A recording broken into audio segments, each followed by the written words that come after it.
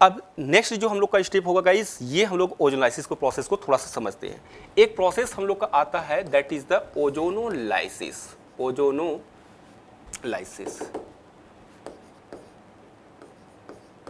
देखो ओजोनोलाइसिस में होता क्या है, there are the two type of ozonolysis techs, ठीक है। तो यहाँ पे अगर बेसिकली मैं बात करूँ, यहाँ पे दो अपने पास ओजोनोलाइसिस देखने को मिलेंगे। पहला ओजोनोलाइसिस अगर O3 के प्रेजेंस में हम लोग कराते हैं, किसके प्रेजेंस में, किसी मेटल के प्रेजेंस में अगर हम कराते हैं, मेटल के प्रेजेंस में कराओगे तो वो मेटल क्या करता है, रिडक्शन का काम करता है, ठीक है। तो रिडक्शन का काम करेगा, तो इस प्रोसेस को हम लोग क्या बोलते हैं, that is the reductive ozonolysis. अपन इसको क्या बोलते हैं, रिडक्टिव ओजोनोलाइसिस बोलते हैं, राइट। बट वहीं पे अगर आप सेम रिएक्शंस कराते हो, अगर आपने थोड़ा सा नेचर चेंज कर दिया, रिएजेंट का नेचर आपने चेंज कर दिया, ठीक है। रिएजेंट का नेचर का चेंज करना मतलब क्या होगा, ओजोनोलाइसिस तो कराओगे ही कराओगे, बट वो आप क्या कराते हो, इन प्रेजेंस ऑफ पर ऑक्साइड के प्रेजेंस में कराते हो। ये पर ऑक्साइड के प्रेजेंस में रिएक्शंस कराओगे तो भाई उस प्रोसेस को अपन बोलते हैं दैट इज ऑक्सीडेटिव। ये आपका ऑक्सीडेटिव ओजोनोलाइसिस होगा, राइट। चलो एक काम करते हैं, इसका कंक्लूजन ही निकाल लेते हैं कि रिडक्टिव ओजोनोलाइसिस में क्या क्या पॉसिबिलिटीज होगी, क्या क्या बन सकता है।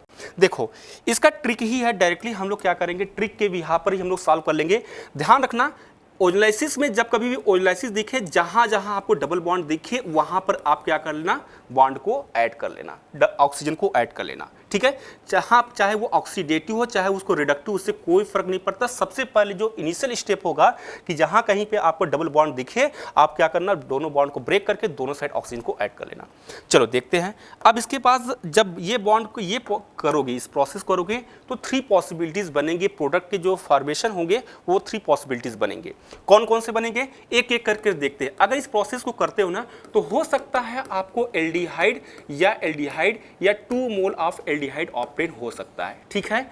सेकेंड कंडीशन ये हो सकता है आपका 1 मोल एल्डिहाइड मिले, हो सकता है दूसरा मोल आपको कीटोन ऑप्टेन हो सकता है, ठीक है।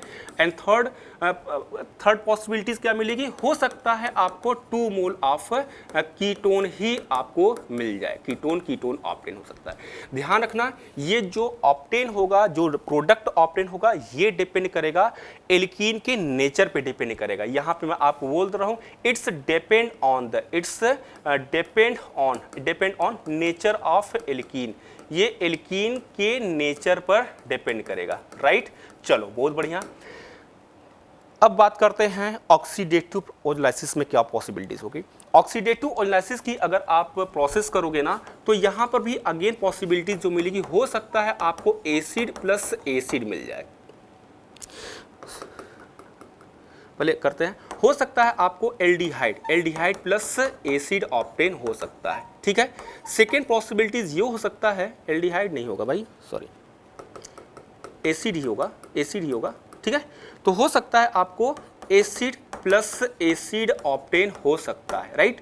सेकेंड पॉसिबिलिटी जो होगी, हो सकता है आपके एसिड प्लस कीटोन ऑप्टेन हो, या फिर थर्ड पॉसिबिलिटी जो कि काफ़ी रेयर होता है, कीटोन प्लस कीटोन भी हो सकता है, ठीक है।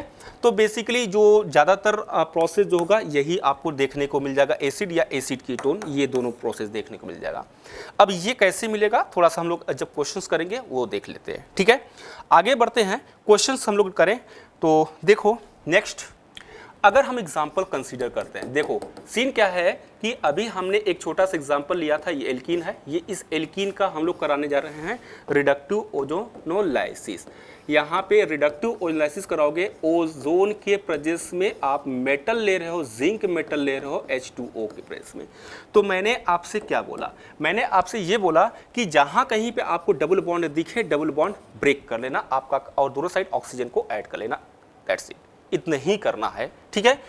तो आपका फाइनल प्रोडक्ट क्या बना, तो बोलोगे सर यहाँ पे तो जब इसको आपने ब्रेक किया था तो ये तो आपको बना एल्कीन दिखा, कीटोन दिखा, ठीक है, और इसके साथ साथ आपको ये क्या दिख गया होगा, डबल बॉन्ड साथ ये दिखा होगा, क्यों भाई यही तो दिखा है, यानी कि 1 मोल आपको एल्डिहाइड मिला, दूसरा मोल आपको कीटोन मिल गया है, यही तो मैंने बोला था।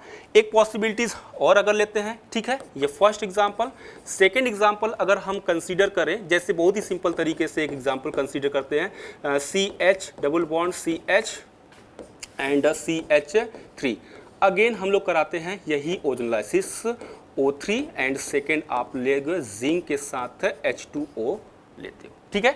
तो रिडक्टिव ओजोनलाइसिस होगा तो क्या प्रोसेस होगा, तो बोलोगे सर यहाँ पे फिर वापस से क्या करेंगे, डबल बॉन्ड को ब्रेक करेंगे, ऑक्सीजन को ऐड करोगे, ठीक है, ऑक्सीजन को ऐड करोगे तो प्रोडक्ट क्या बनेगा, तो प्रोडक्ट तो वही बनेगा ना कि यहाँ पर आपका क्या होगा CH3। देखो ये दोनों तो हमारे पास क्या है, सेम है, क्यों भाई, ये भी हमारे पास क्या सेम है और ये भी सेम ऑप्टेन हो रहा, तो हम ये डायरेक्टली ये नहीं लिख सकते हो भाई, ये डायरेक्टली ले सकते हो सर कि 2 मोल कितने मिले, 2 mole of CH3CHO, 2 mole of aldehyde आपको मिल जा रहा है, ठीक है। कुछ और भी एग्जांपल देख लेते हैं, जैसे थर्ड एग्जांपल थोड़ा साइक्लिक के फॉर्म में अगर हम देखें तो ये अपने है, ठीक है, मीथेन, इसको कर लो, ठीक है, यहाँ पे मीथेन कर लेते हैं। अब इसका हम लोग ओजोनलाइसिस करते हैं, चलो भाई ओजोनलाइसिस कराते हैं O3 के प्रेजेंस में, यहाँ पे जिंक ले रहे हैं और H2O करा रहे हैं, यानी कि रिडक्टिव ओजोनलाइसिस वही होगा। तो जैसा मैंने आपसे कहा कि डबल बॉन्ड आपको दिखेगा, कुछ मत करना, दोनों साइड बॉन्ड को ब्रेक करना और दोनों साइड ऑक्सीजन को क्या कर देना, ऐड कर देना, ठीक है। ऐड करने के बाद क्या मिलेगा, देखो यहां पर आपको क्या मिल रहा है, सिंपली थोड़ा सा अगर केयरफुली ऑब्जर्व करोगे डायरेक्टली आपको दिखेगा आंसर। यहां पे आपको ये क्या दिखेगा, एक कीटोन ऑब्टेन हो रहा है और यहां पे आपको क्या मिल रहा है, एल्डिहाइड। क्यों भाई, ये तो सीधे सीधे दिख रहा है ना, यहाँ पे आपको एक जगह कीटोन दिख रहा है, एक जगह एल्डिहाइड मिल रहा है, तो डायरेक्टली अब प्रोडक्ट अब आप यहाँ पे बना सकते हो। क्या प्रोडक्ट बनेगा भाई, तो यहाँ पे आपका तो ये कीटोन दिख रहा है, ठीक है, और बाकी के जो जगह पे मिलेगा ये आपका एल्डिहाइड हो गया, तो डायरेक्टली आप यहाँ पे प्रोडक्ट बना सकते हो, ओजोनलाइसिस करा सकते हो रिडक्टिव ओजोनलाइसिस का, ठीक है। This is a reductive ozonolysis. अब हम बात करने वाले हैं ऑक्सीडेटिव ओजोनलाइसिस की।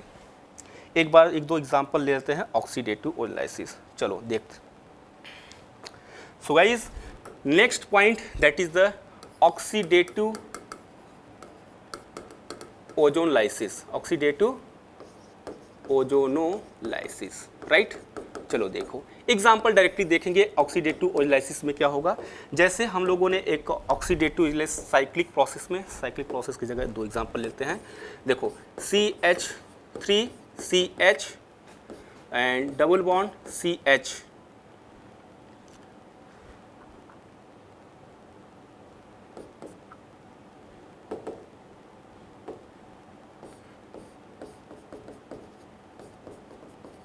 चलो भाई यहाँ पे ओजोनलाइसिस हम लोग कराने वाले हैं। क्या है अपना रिएजेंट, क्या होगा, रिएजेंट यूज करेंगे that is the ozone, second में हम लोग यूज करेंगे पर ऑक्साइड H2O2 के प्रेजेंस में रिएक्शन करा रहे हैं, ठीक है।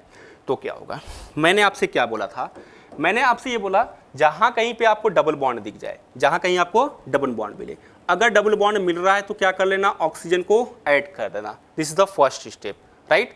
अब बात करोगे गाइस क्या होगा, सेकेंड आपको मैंने बोला था कि अगर आपको डबल बॉन्डेड कार्बन एटम पर, थोड़ा सा केयरफुली ऑब्जर्व करना भाई, अगर डबल बॉन्डेड कार्बन एटम से हाइड्रोजन अटैच है उसको क्या करना, OH से रिप्लेस कर लेना। सबसे पहले आप ये डायरेक्टली ये भी कर सकते हो, अगर आप इसका ये बनाते हो CH3 C double bond OH, और ये तो हमारे पास क्या होगा, एसीटोन ऑप्टेन हो जाएगा CH3 एंड सॉरी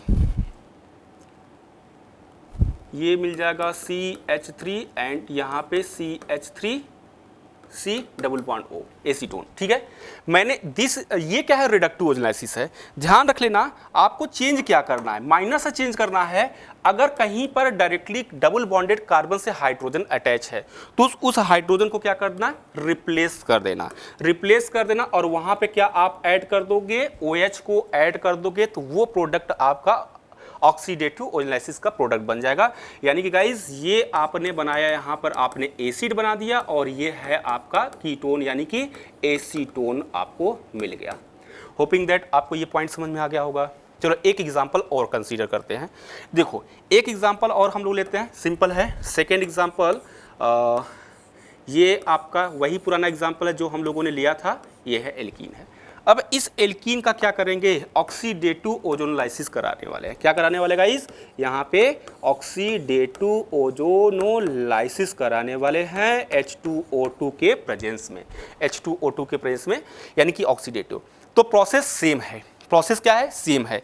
एक बार डायरेक्टली हम लोग यहाँ पे थोड़ा सा अप्लाई करेंगे, डायरेक्टली अप्लाई करेंगे, डबल बॉन्ड को ब्रेक करेंगे, दोनों साइड ऑक्सीजन को ऐड करेंगे।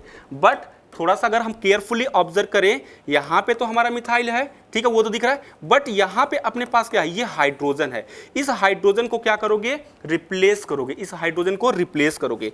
इस हाइड्रोजन को रिप्लेस करके गाइज यहाँ पे आप OH को अटैच करा देना है, तो ये जो प्रोडक्ट बनेगा वो ऑक्सीडेटिव ओजोलाइसिस का प्रोडक्ट बन जाएगा। चलो करके देखते हैं, सिंगल स्टेप में करके देखते हैं गाइज, बहुत ईजी तरीके से आपसे प्रोडक्ट बन जाएगा। ठीक है, ये तो आपका कीटोन बन जाएगा, ठीक है, दिस इज योर कीटोन।